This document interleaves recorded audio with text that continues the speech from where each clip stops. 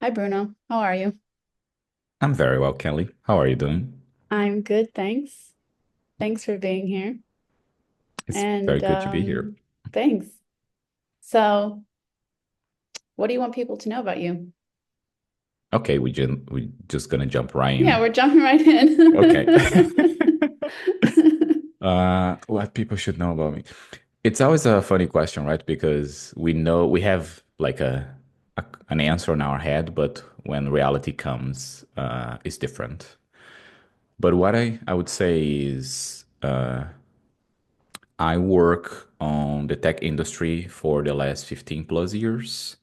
I have been managing teams, global teams for the last 10 years, and it's been very nice. It's been very good. And this career basically started when I moved abroad, when I left my home country, and have been very good and very challenging. And an extra note about me is I love people. I love human interaction. I love conversations. I love having a drink of some alcohol, Mhm. or maybe no alcoholic as well, can be a beer with zero alcohol, and just chat, just talk with people and meet people. This is something that really gives me a lot of energy. Mhm. Cool. Yeah, yeah. I know you love people and that that you're very curious about people. You're very curious about other humans, and I think that's why we get along is because we both feel that way. We both are very curious about human beings and like to talk about human behavior and psychology. So this is one reason why we get along. And you, Kelly, what do you want your listeners to know about you? That's a great question, Bruno. Yes, I guess my sort of more career-oriented intro is that I've had a bit of a squiggly career, but I studied marketing. I worked in marketing and digital marketing for many years until I discovered analytics around the time that sort of big data was becoming um, a thing. And I so I started moving in that direction, and I eventually became a manager of data analysts. And I realized also that the part I liked about that was that I like people. So same as you, I like people. And that's what led me ultimately to become a coach, is because I really love talking with people one on one, understanding about their lives and experiences. And so that's what brought me to being a coach. Lovely. I hope we don't get rid of people with all this AI BS that's happening on the world because people are so nice and it's so complicated to work with people as well, but it's so good to have people around. Yes, I agree. I really believe we need each other in order to accomplish things, Like we were two AI humans having this conversation, it would be, I think, quite boring and empty. But Yeah. because we're two real humans, it can be dynamic and real And unpredictable as well. and unpredictable what's going to happen. Yeah. Um, and we both live in Lisbon. That's true. We're both talking from Lisbon. And but I guess the one of the inspiration for talking today um, was you posted on, so I posted something on LinkedIn and you commented, "We grow so much when we move abroad. I could never have imagined how I would evolve." So I think that's the topic we want to talk about today is growth and how we grow from moving to another country. And so I wanted to ask you first, thinking back to when you were um, about to move abroad or you were considering moving abroad, what were your expectations? Can you remember how you felt and what you expected it would be like when you left Brazil? To be honest, I never think I actually stopped to think about moving abroad. I don't think it was like a something that was with me for a long time. I think it just happened because I started like interviewing for big organizations, and one thing I understood is people needed to speak English, and I'm from a country that we don't speak English mainly, and people that had a broad experience that lived abroad also were very different, or people have a perception that they were different. I didn't know at the time because I was like 23, 24. And then after that, I was 26 when I left Brazil. I initially moved to Ireland because first is I wanted to learn English, and I accomplished that. And I accomplished a lot of other things that I never thought about it because I think that was exactly it. It's just like I was happy on my country in my country. I was finishing a degree in advertising, and I was working. I had my friends, I had my family, and I was happy. But then I decided to move abroad. And was strange, was scary, especially because I didn't speak English. I moved to a country I did not speak the language, which I very much recommend. Move to a country you don't speak the language because I think you do have a bit of suffering on that. Well, if you do speak English, the suffering will be smaller because you will find people that speak English. But if you need to talk with the government, so then good luck. That will be the suffering on it. And was just an experience when I say like I didn't plan because I also could never imagine how it was going to be to live abroad. And I lived in Ireland for 10 years and was unbelievable. Like people being in Europe, which was something as well very different from my culture. It's so easy to travel in Europe. You just take a train, you take a bus, you take an airplane, 1 hour and you're in a different country. And these possibilities as well is like we know, right? So having a diverse team is something very important. So why not you to be inside of a diverse entity or diverse space where you can work in a team and then you can travel to another country and have a different experience on how people eat. For example, time that people eat. In Ireland, people have dinner very early, around 5, 6. In Portugal, they have very late. So you are used to go to a restaurant at 6 and there is no one there. And then you eat in pure silence, which it's also good, but then you don't see anyone. And when you're leaving around 8, people are starting to come into the restaurant. And it's amazing to see this difference. It's amazing to experience like how people communicate, how they feel shy about some topics, how they don't feel shy about other topics, how some people are very straightforward. I think working with a diverse team is amazing, but working with an international team and being able to have international friends, because work, of course, we challenge each other, but we are at work. We may not ask some questions and we may not say some things. But when your friends or when your partners from another country, they definitely ask you stuff or do stuff that is just like it shakes you. It's just like Mhm. you don't know what you feel. You may feel shocked at first, but then you understand, why am I feeling shocked? It also challenges you on this perception of what you see natural, and you do the same with your friends and your partners. And I think this is priceless. And I could never imagine this was a thing. It's just like really just moving abroad because, yeah, as a kid, I was just, yeah, I know there's French people and Italian people, but for me, they were like me. They would communicate like me. They would go to bed like me. And it's just like, no, they don't. Mhm. Yeah, you've given a lot of good examples of like differences and challenges and the eating dinner thing I also resonate a lot with because yeah, in the US, like I grew up eating at 6:30, and that's like very normal, same as Ireland. Maybe that's why I ate so early because I have Irish in me. But and here, yeah, you're right. Like most people don't start eating until 8. Like you're lucky if a restaurant is open before 7 or before 8. I always have to tell people visiting.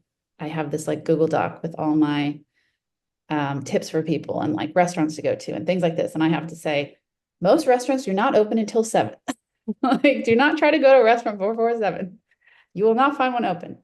So it's funny, these different cultural things. And even in Spain, it's even later. When I visited Spain during the summer and it was light until like 10 p.m.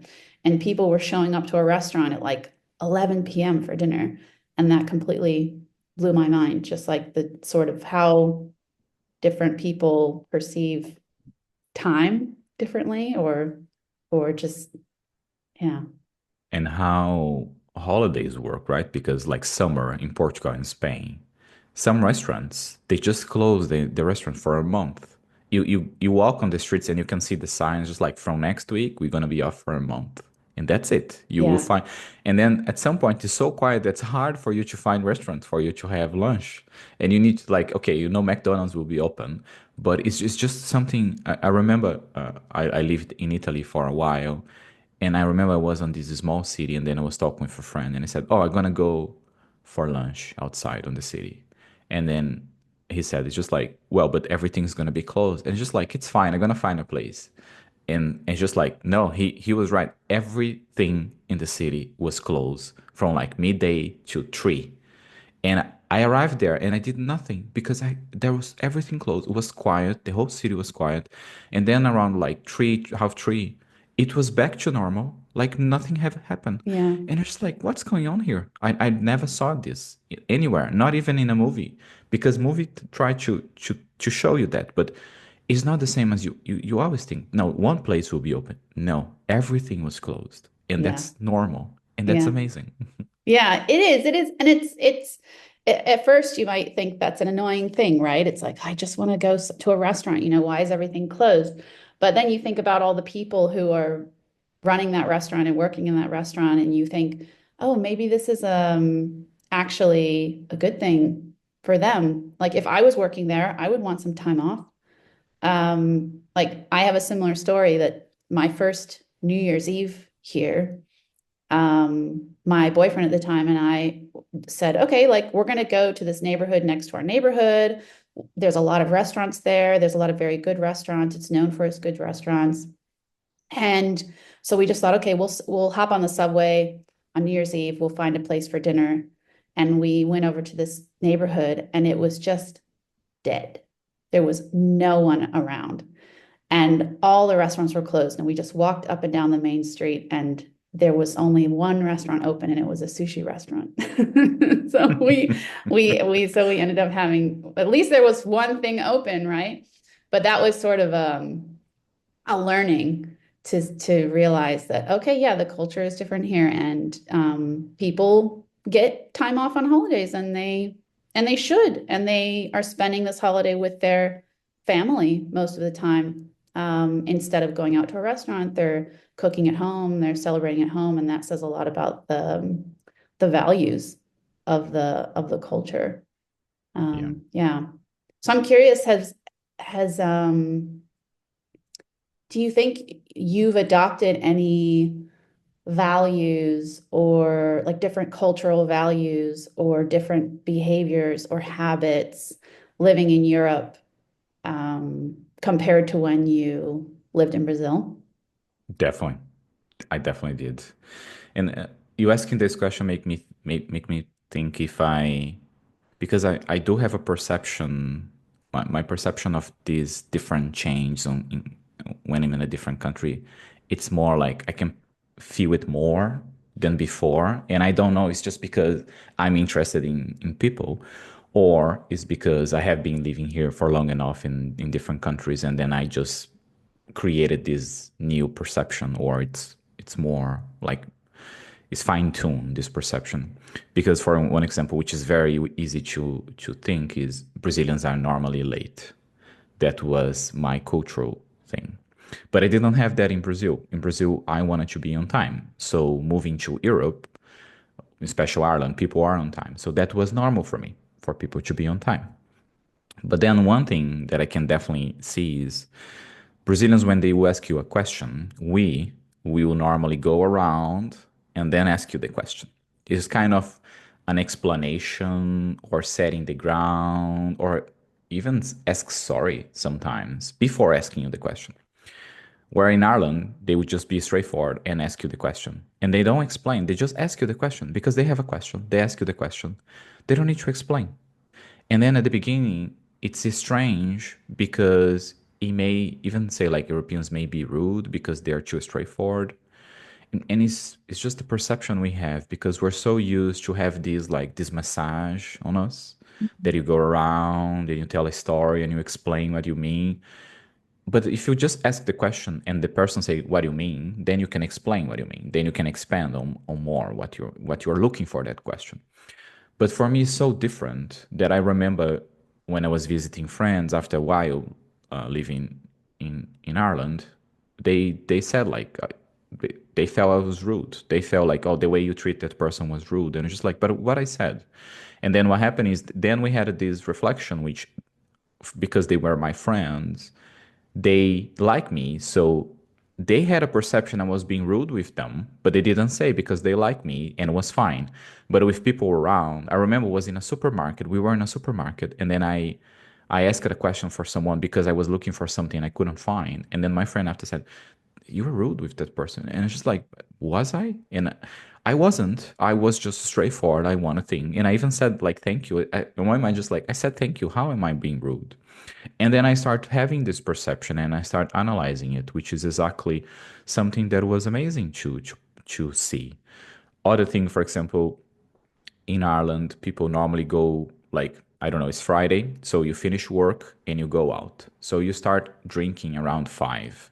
So when it's around 10, 11, you start going home. You it's fine, you have your fun. So you have Mhm. 5, 6 hours of fun with your friends. You probably had dinner as well, and you go home. Normally place close at 2 a.m. as well. But like in Spain, I remember traveling to Spain with a friend, and then we wanted to go out, and everything opens at midnight. And it's Mhm. just like, what are we gonna do? And he was living in Ireland as well, and he is also Brazilian. And I remember like the first night we slept, we couldn't wait until midnight to go out because it's just we're not used to that anymore. And that's normal in Spain. And it's just so different. And for me, it's so brilliant to see these different things because I love the Irish way, which is you get a night of sleep, and that's amazing. You have fun with your friends, you drink, you eat, and you can sleep. It's beautiful. Mhm. Portugal, I'm trying to have more Irish, like put my friends more in the Irish way, where you go drink early and then you can have a good night of sleep because here is a bit similar to Spain. Yeah. But these perceptions, even for me, like I prefer that. That changed me. And work as well, I can see like how being straightforward, it is also a value on work. And uh, like working with Brazilian teams, I can see that difference where they go around or the meeting is scheduled, but half of the meeting is just preparing. And it's just like, if we jump straight to the point, we will just solve things quicker. But then also, I know I'm taking longer to answer this question. Sorry about that. Okay. But I do see the value on the Brazilian part, which is you do bring more affection when you bring more of this going around because you are showing more caring, you are showing emotions while you are saying you are doing that as well. So there is a value, there is a trade-off. But I really like of just being straightforward because I think it's a straightforwardness with our own emotions that bring this. Just ask the question. Just be transparent on what you want. But anyway, I will stop talking now from that. Mhm. That's okay. You can talk as much as you want. Yeah, it's interesting that you still kind of value and you understand why Brazilians do it that way, why they kind of talk around and they sort of explain, and there's something nice about it. There's something sensitive about it. But maybe it's in different contexts. Um, one works better than the other.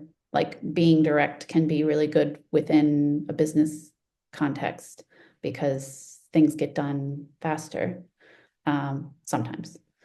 Um, but yeah, I know with the US, especially like working, you mentioned like working in different cultures.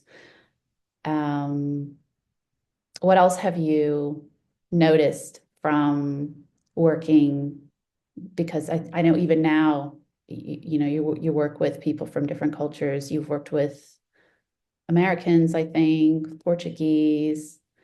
How do you find what's like kind of the good, bad, and the ugly of working with with having this diversity in a workplace?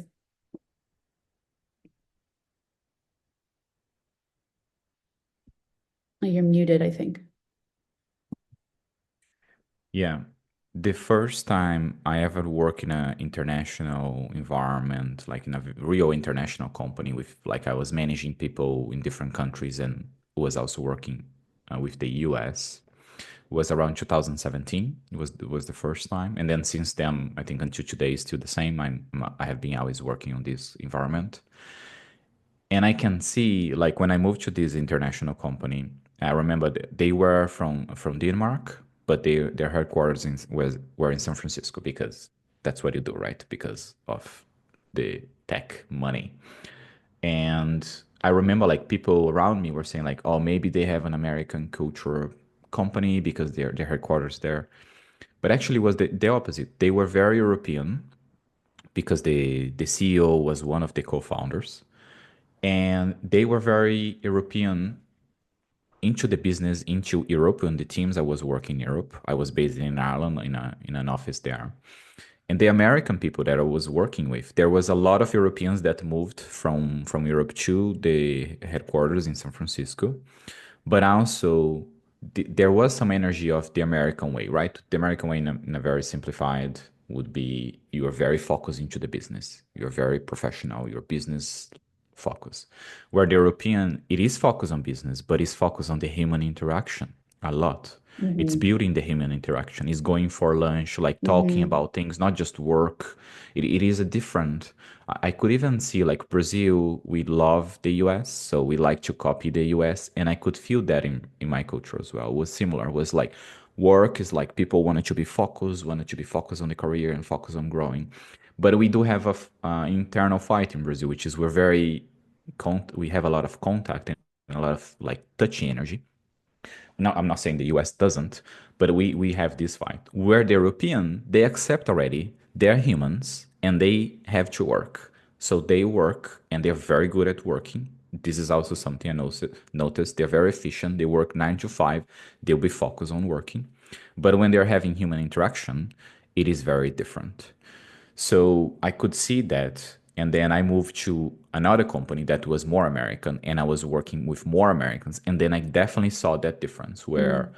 working with more Americans, they were more focused into the business and the relationship between people were kind of sideways or smaller or they were related to work. And I could feel how in Europe this is different because of this human interaction on going out, on having lunch. It's not like having 15 minutes lunch at your desk. It happens, of course it Hmm. does, because we all have times like that. But that's an exception. That's not normal. You do have your lunch. You also have more working rights. So you're not, it's illegal for you to have a 15 minutes lunch. So Yeah. if you do that very often, your company can be sued because you're doing that, even if it's your own choice. You will pay a fine for that. So I do feel this, and I will be very honest. Coming from Brazil, where I was working, like starting at 8 in the morning and finishing at 8 in the evening, or maybe Hmm. sometimes 10, when I got in Europe, in Ireland, I thought the Irish were lazy.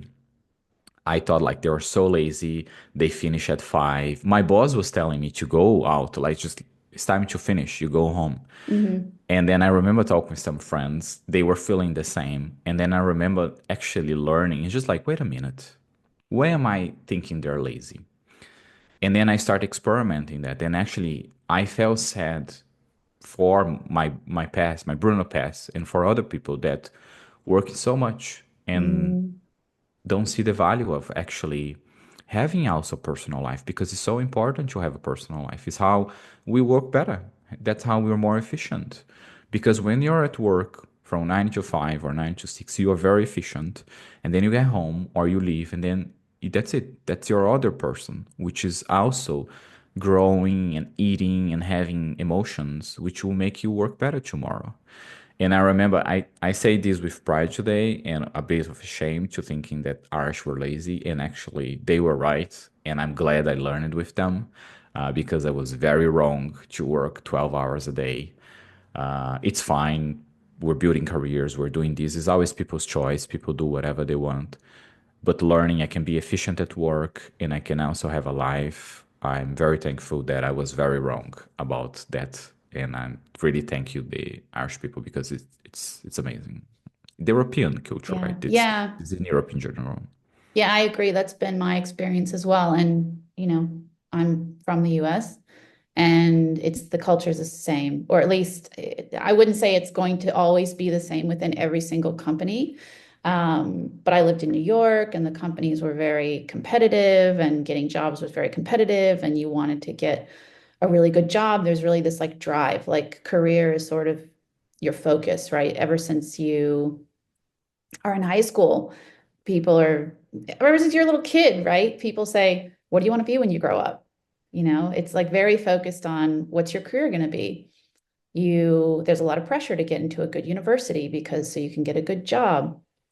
There's a lot of pressure around the career. And yeah, I found myself in jobs where I was working weekends. My very first job, I was 22 years old, and my boss had me coming in at 7 in the morning. I wasn't leaving until 7 at night or later. I was the first one in the office. Like, it wasn't like everyone was doing this, but I felt like she's telling me to do this. I'm young, I have to prove myself. Like, it just always felt like a high pressure situation. And then I continued to find myself in those cultures when I moved to New York, when I worked in advertising. And there it was more of a culture of sort of like, you're all in this together. We would order dinner together, work late. But I always hated it. I like hated that culture. And I felt really bad about that. Like I felt very conflicted because I was like, well, this is just what I'm supposed to be doing. Like this is what I've been sort of expected to do. But I saw how much stress it brought me and how it was affecting my health. And I think I was burnt out and I just didn't know because at the time there was less kind of like talking about this. And then after I moved to Portugal, yeah, it's like people have 2 hour lunches where they are going to have a beer or a couple glasses of wine. And at first you do see this and you think they're lazy. Like, what are they doing?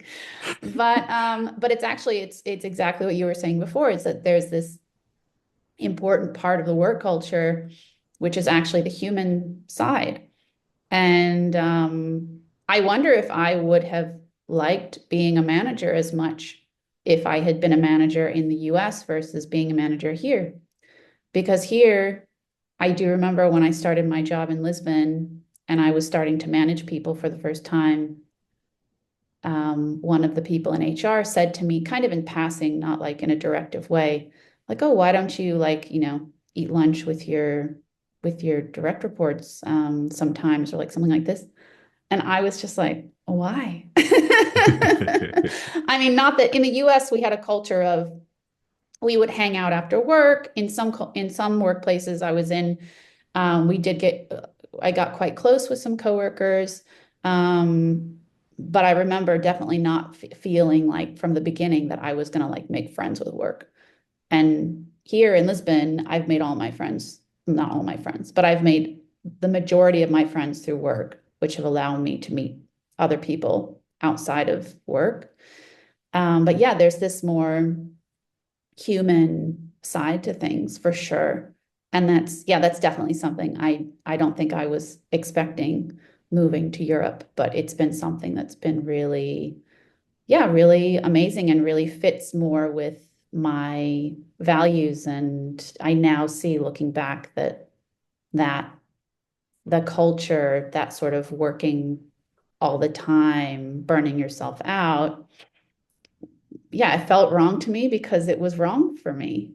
Mhm. Um, and yeah, so I think that's it's nice that you brought that up because I think that's yeah, an unexpected gain. I think that is, as we're talking about growth, that sort of growth is like being able to look back and realize, yeah, that wasn't right for me.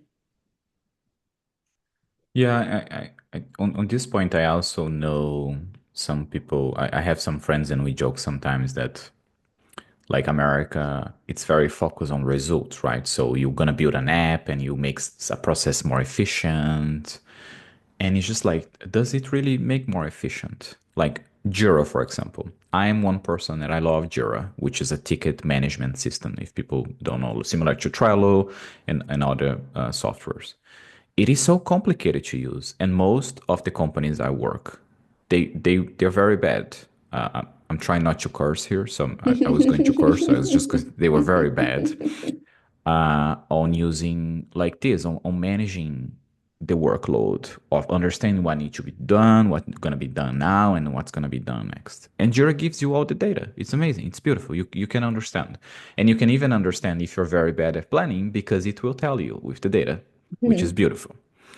And what I see is like Americans are very focused on efficiency, and it does show efficiency. Show efficiency for a lot of reasons. One is young people that are attracted to career and to grow and will work 14, 16 hours a day, which is a very small percentage of the population that does it. Even adults as well is a small percentage because it's unhealthy. You get a burnout. You will not have a good relationship with your family and your friends. It's just proven. That's proven.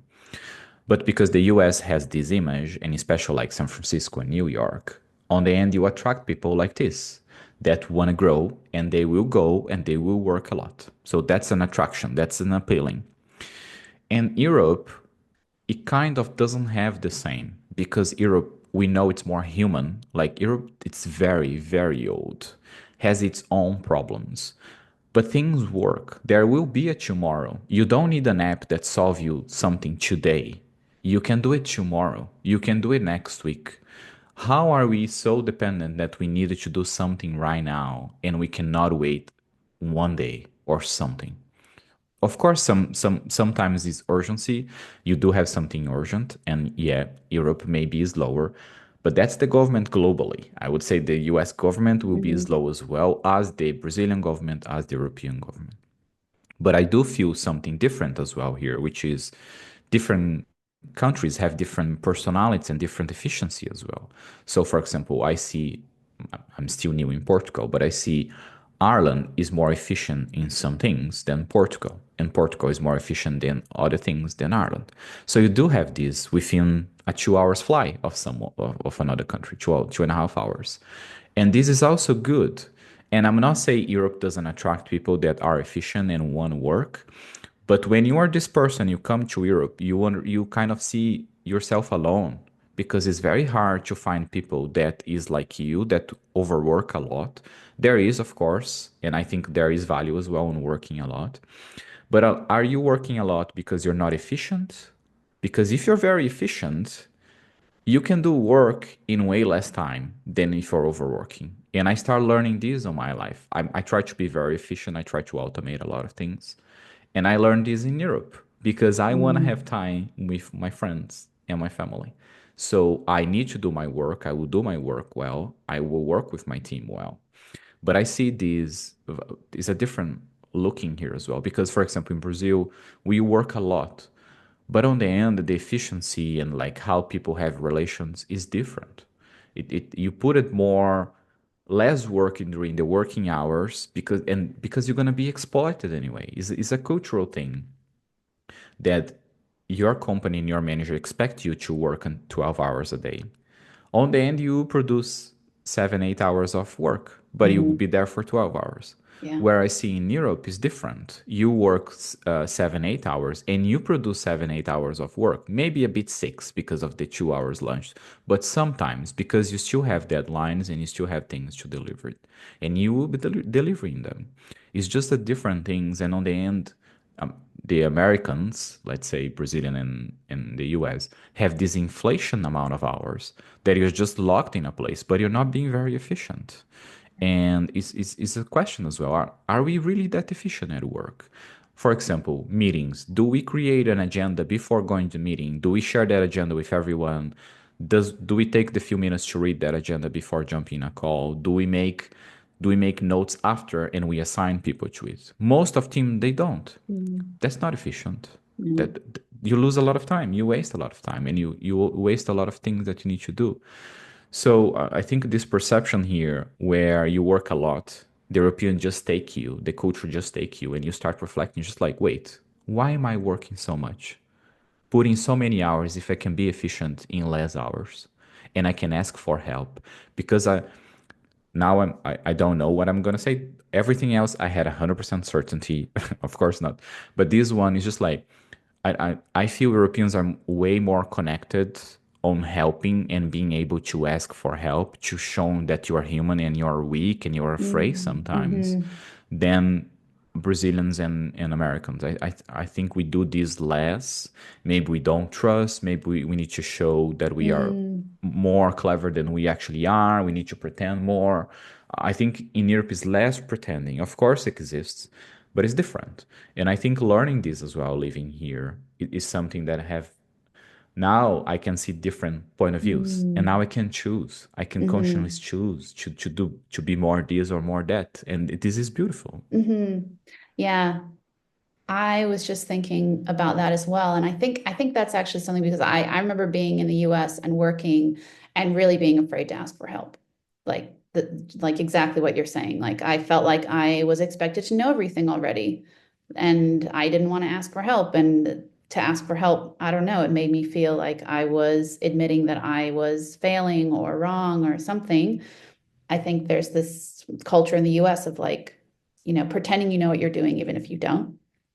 Um, but and I think I've thought about myself and like reflected on this lately and found myself in situations where I wasn't afraid to ask for help and I wasn't afraid to admit that I don't know something. And I think part of me has been attributing it to just aging, just like getting older and True. not caring as much what people think of me. But maybe there is some truth in that there could be something about the culture in Europe as well, where because of this human side of things being acknowledged and encouraged, you just feel more safe.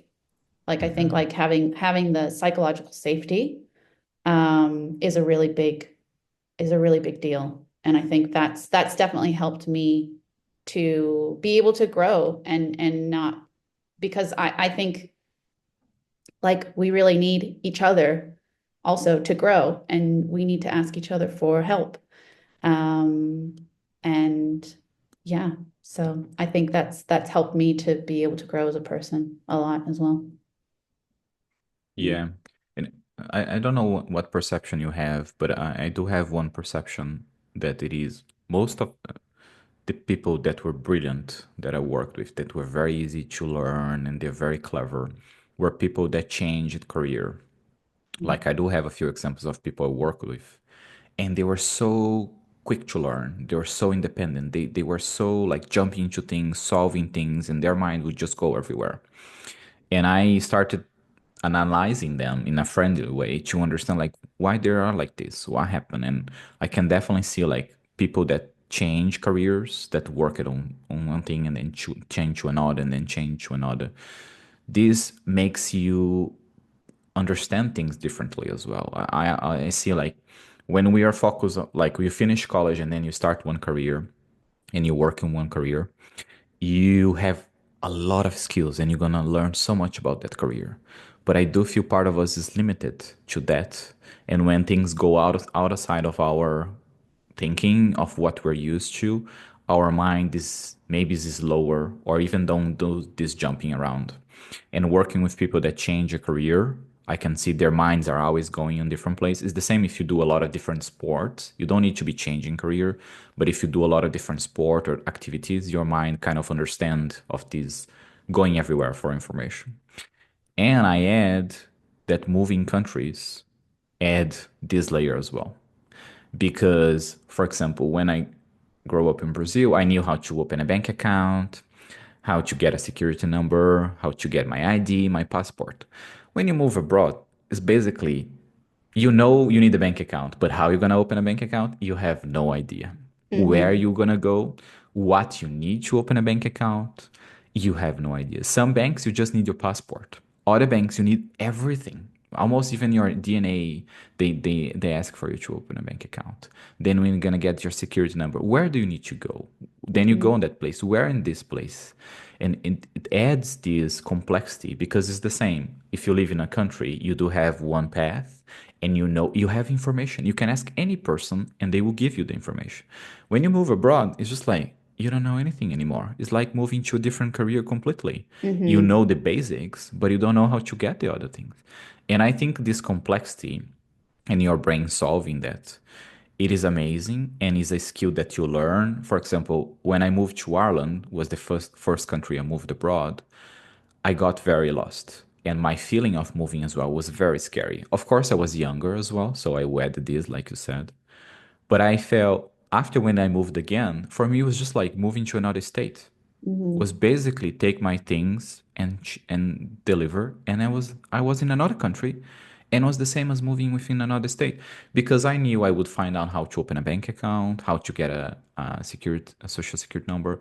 I knew I would get there, and then I moved to another country, and it was even easier to do that because it's just part Hmm. of me. It is something we learn and we do it, and it's the same with work. I think these add layers of us and make us even more relax, more calm, just like, oh yeah, I'm gonna figure it out. I've done it Hmm. before. This Hmm. scary feeling that comes from never doing it, I think is also amazing and is priceless. And I need to find out now how I'm gonna find this feeling again because moving country doesn't give me anymore. But it's fine Uh, because I'm also happy of moving countries and not feeling that. Because it's like moving to another city and this is beautiful. I don't know if you have a similar perception of like working with people that change in career or countries as well.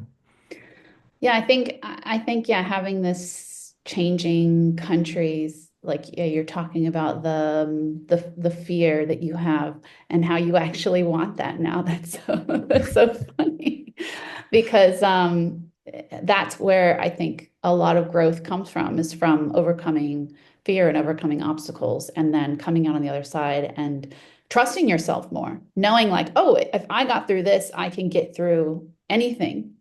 Um, but I remember having that fear landing in Portugal and essentially like hiding in my apartment because I was like afraid to go outside because even though there is a lot of English spoken here and it's very easy to get by with English, I was just like, what if I find myself in a situation where I don't speak um, the language, like what's going to happen then? I was so afraid of just feeling stupid, feeling lost, not being able to communicate, having something terrible happen because of not being able to communicate, being taken advantage of, something like this. And before I moved abroad, I think I also wasn't that, I didn't really, I wasn't really that interested in traveling so much. And I think maybe it's because I had this fear where it's like, if I go to a place where people speak a different language, what happens? Like, how do I deal with that? Like, we don't speak the same language. What do we do? I didn't study abroad when I was in university. For one, as I've told you before, because I was afraid of missing out with friends, missing out on things. But I think I was also afraid to move to a country where I didn't speak the language, which is exactly what you're advising people to do, is to move to a country where you don't speak the language. And now that I've lived in Europe and I'm learning Portuguese, I'm still far from fluent, but I realize that I know a lot more than I think I do now. And I feel more comfortable to go places where I don't know the language. Like I went to Asia for the first time last year. And that's completely different, right? Because it's one thing if you're traveling around in Europe and like Spanish is a little bit similar to Portuguese. And, I learned some French in high school. So, and in Europe, there's also a lot of English around. It's like kind of the common language. But going to Asia is just like completely different. And I went to Vietnam and, all the signs are in Vietnamese. And no, people don't speak very much English there. And but it was fun. Like it wasn't scary, Like my friend and I found ourselves in this little like roadside stand for where we were getting some lunch, like in somewhere in the middle of Vietnam. And there was this group of men. It was like 12 o'clock. in the afternoon, like lunchtime. And had been drinking probably since like 9 a.m. There were like crushed beer cans under the table, not rowdy or anything, just like they're just having a nice time. And then they started singing karaoke, and they invited us to sing karaoke with them. They didn't speak any English. We didn't speak any Vietnamese. And they're just like communicating with us via Google Translate saying, do you want to sing karaoke with us? And, you girls are really cute, or things like this. It was so much fun. And I think that was actually like the highlight of my trip because it just showed me that you don't need to speak the same language in order to connect. And so I think that's opened up a lot for me, and that's made me feel a lot more confident in, okay, yeah, you go to a place and you figure it out. Sure, we have technology that like helps us, like that. I think that is one thing that we can lean on in a pinch, like in a situation where we really, really need it. But a lot of times there's a lot you can communicate with just with hand gestures and pointing and doing your best, and it's not so scary. So I think I've come a long way since like hiding in my apartment, afraid to go outside because of the Portuguese I was going to encounter, to being able to go to a completely foreign country where people aren't going to be speaking English and just making it work. So I think that for me has been one of my biggest growth points as well. Um, and yeah, I actually you like on the topic of language, you were talking about like learning English, like when you moved to Ireland. And yeah, how did you find that experience and that challenge? Like how did you sort of overcome these types of fears and these challenges uh, when you moved? I was like you. I was hiding inside, definitely. If I needed to call someone, like to to get some information, I would not call, I would just go there because it was hard for me already to understand being there physically. But on the phone, it was just like was impossible because at least physically I could like move my hand or use Hmm. Google, but on by phone it was just impossible. Yeah, And I do feel like at the first 3 months, I think I didn't speak with anyone in English. I was so afraid. I, I, I booked a course, so I started learning English there. I went directly to school, and I was like doing class. I was learning a lot, and I knew a little bit of English, but I knew American movies English, not Irish accent or British accent or any accent that mm. wasn't LA accent movies. And then I remember like I think it was 3 months and I was just like feeling my throat. I was just I wanna talk, but I was so afraid of making mistakes. Like I'm human and I'm a man, so I'm supposed to know everything and to pretend I know everything, which I don't. It's very unhealthy. And English was something as well that I could was just normal for me to be afraid of making mistakes. Uh, but then something happened. I think I just gave up. I think I just couldn't handle anymore. And then I just started talking. I started talking and it was horrible. People didn't understand what I was saying. I could see on their face they were giving up. It's just like I was repeating for the third time and they didn't understand.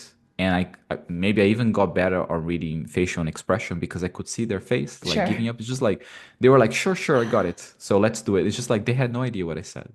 But then over time, I keep doing that over and over. And I was practicing and I started volunteering, and then people were like around me, and I was learning more and more. And then the barrier started falling, and then I started being able to communicate. And I do know, like, even now, I do consider speak English, but if I'm speaking with someone that doesn't have any contact with a foreigner, they may not understand completely what I'm saying. And if you do have friends that have contact with foreigners, they will understand people's different English, like how we form phrases in Portuguese is the other way around in English. So I may do that sometimes. I may in Portuguese change the order of the phrase to sound like in English, and I don't know anymore which is the order of anything. But at the beginning, it was very scary, and I think the afraid of making mistake was the bad part. But going over that, I think it helped me on other areas as well of understanding. I don't know. It's just like, well, I don't know this word. Can you explain it to me? Can you like tell me the meaning of this? Can you say how do I pronounce it? And I can see that this is not the only thing. Because, for example, I say moving to a country where you don't speak the language, it is nice because it's not just the cultural change, it's also the language change. And language have different way. Like English is way straightforward than Portuguese. So you are more straightforward on that. And Portuguese is more like more words and more musical. You add more words. But also there is a thing that, for example, moving to Portugal, which they also speak Portuguese, I can see is not just the language that's different. The cultural change, of course, culture is different, but the culture of the language is also different because I can see Portuguese are way straightforward in Portuguese as well. And I was with the impression that Portuguese language was similar on not being so straightforward. And Mm. it's not. That's a Brazilian thing. That's a Latino thing. Because I do feel like Latinos we share a similar thing. Where in Portuguese from Portugal, it's straightforward. Like the Irish and like English, which is your way straightforward, is not just the language. So this is also something very nice of understanding and learning. So even if you're American, you move to Ireland, it will be different, very Mm-hmm. different, Mm-hmm. even if it's the same language. And this is beautiful. And if you move to Germany, for example, then it's going to be way different. And if you move to Mm-hmm. France, it's another difference, and Italy is another one. And talking with you right now, I'm feeling maybe I want to live at least 2 years in every country in Europe, just to see how it is for real. Yeah. But yeah, that's a hard thing to do as well. Anyway, gonna put in a bucket list maybe. Yeah. Oh, it's really interesting how the language and the culture are sort of intertwined. Like, or the language is a reflection of the culture in some way.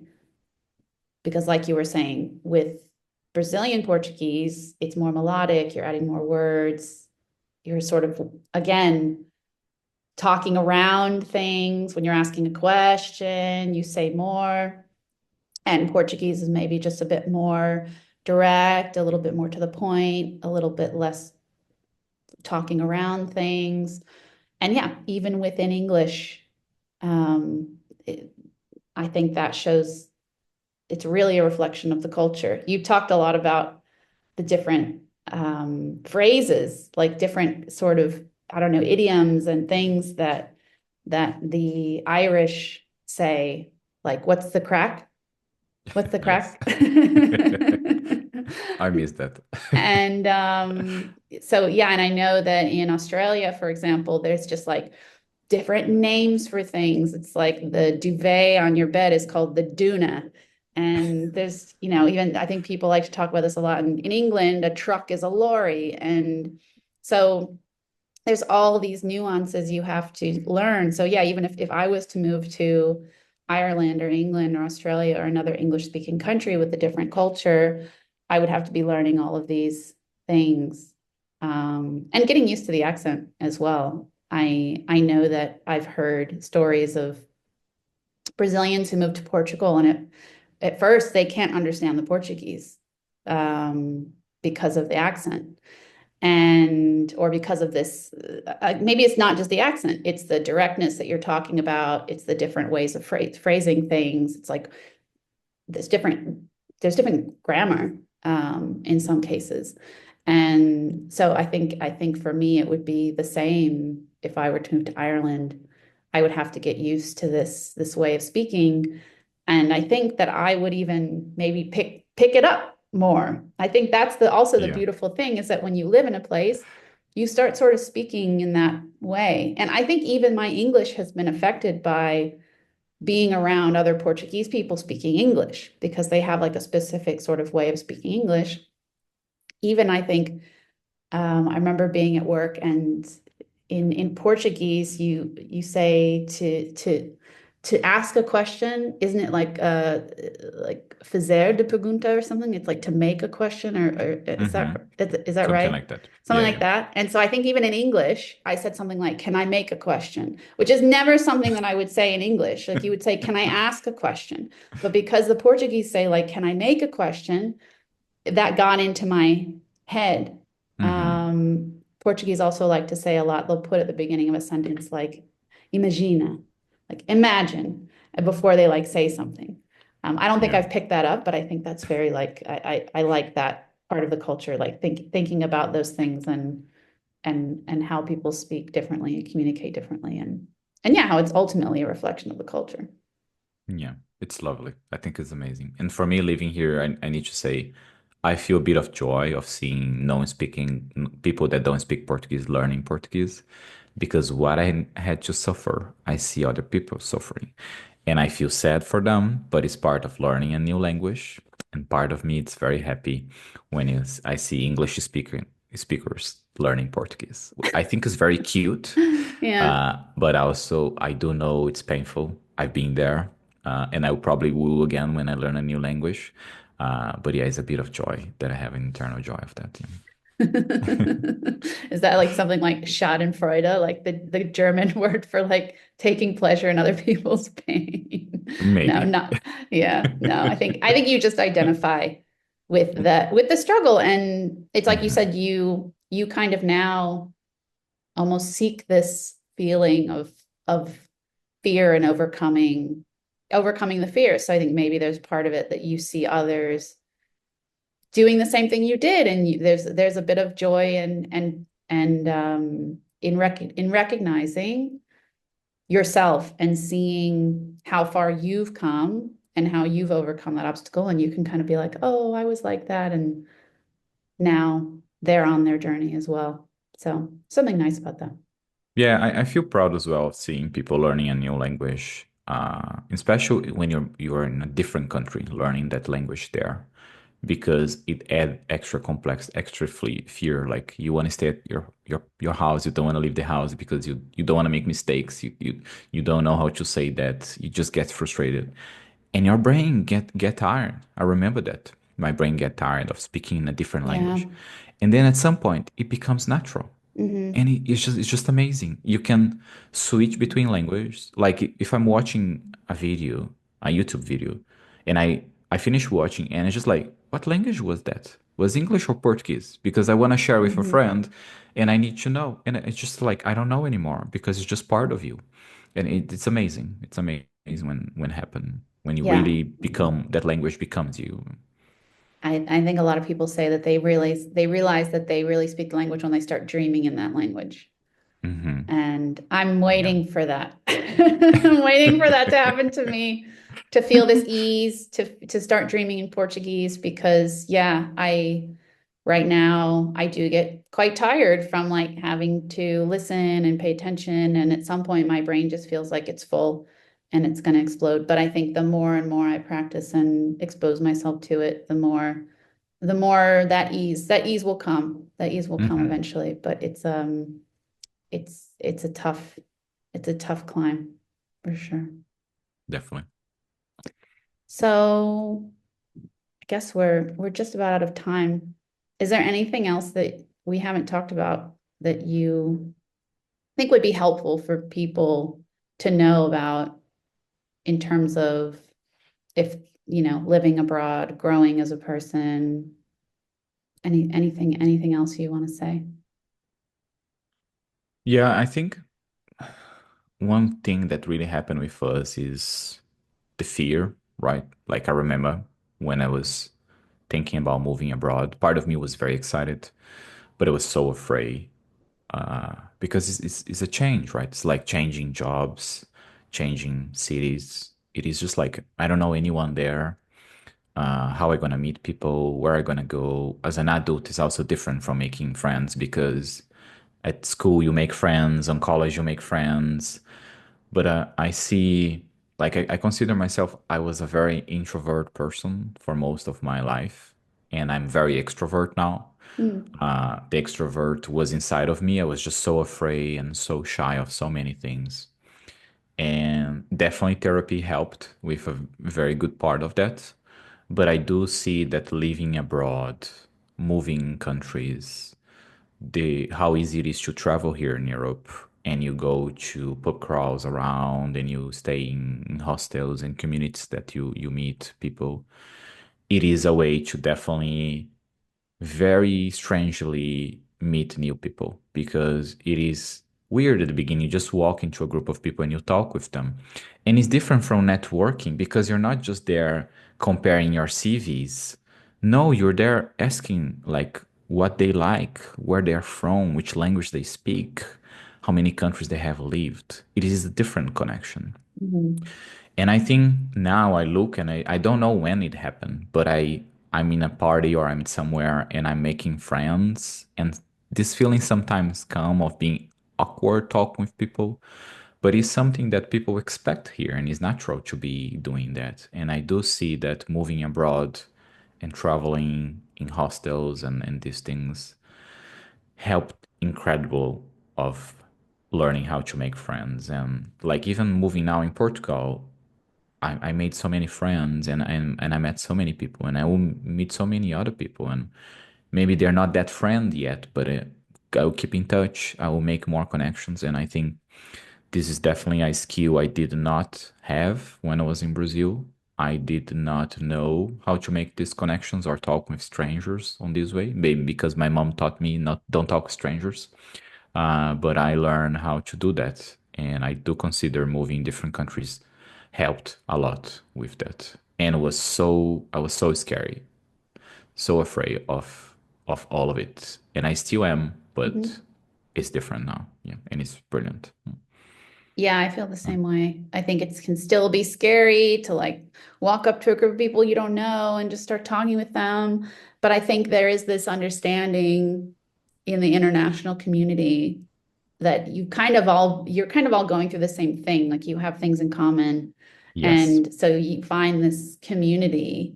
And it's interesting that like um I just lost my train of thought. I was just thinking of some example that I had from like yeah, I think I used to like before I moved here, I used to think like, oh, who are all the different people that I'm gonna meet? And I think like having a community is so important, especially as someone who's an expat, because yeah, you don't have your family close by, you don't have your friends from childhood close by, and we need people, we need each other. Like, and I found that it's been easier for me to make friends with expats because we have this sort of common understanding.